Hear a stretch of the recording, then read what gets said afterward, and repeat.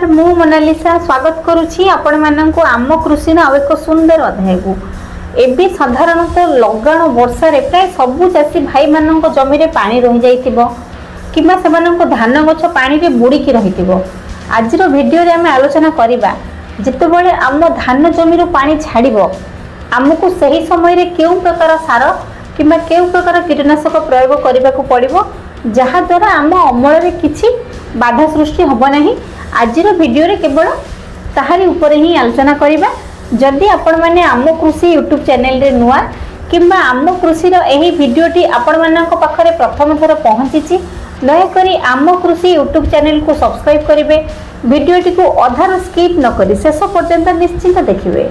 एबे आज्ञा लघुचाप जनित वर्षा जोगु आम समस्त चाषी भाई मानक जमी रे पानी भरिकी रहिछि किंबा सेमानक धान फसल पानी रे बुड़ीकी रहिछि। तो जेतेबेले धान गछटी आज्ञा पानी रे बुड़ीकी रही थाए तो धान गछर वृद्धि होई न थाए किंबा धान रे पिलो मध्ये आसी न थाए। तो धान गछर वृद्धि सठिक भाव में रोकिया करिया पई हेले आमको यथासंभव चेष्टा करिके आम धान जमी रो पानी निष्कासन करिया पई पड़िबो। जेतेबेले आम धान जमी रो पानी निष्कासन हेइ जिवो आमे आम जमी को हल्का सूर्य किरण रे 2-3 दिन सुखिबा पई छाडी देबा। जेतेबेले आम जमीटी हल्का सूर्य किरण रे 2-3 दिन आगे सुखी जिवो तो आमको सही समय रे सठिक पोषक तत्व प्रयोग करिया पई पड़िबो जहा द्वारा कि आम धान फसल रे अधिक वृद्धि हेबो। रही जाइथिबा जो आम धान फसल रो वृद्धि सठिक भाव हेइ परिबो धान रे अधिक रु अधिक पिलो आसी परिबो।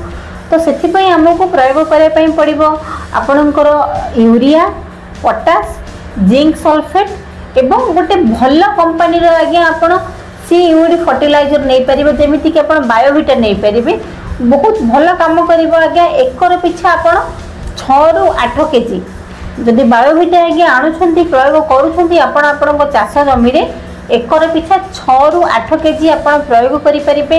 एहा एक पैडी ग्रोथ प्रमोटर निश्चित भाव में आज्ञा आम धान गछर वृद्धि सठिक हेबा सहित आम धान गछरे अधिक रु अधिक पिलो आसी थाए।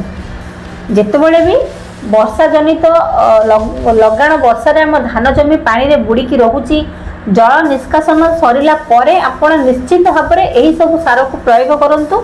निश्चित भाव में आम धान गछरे पिलो आसीबा सहित आम अमल रे किछि भी बाधा सृष्टि हेबो नाही। आशा करूची छोटिया वीडियोटी आपण मानक भल लागिथिबो। जदि भल लगी थाए छोट लाइक करिवे आम कृषि यूट्यूब चैनल को सब्सक्राइब करिवे।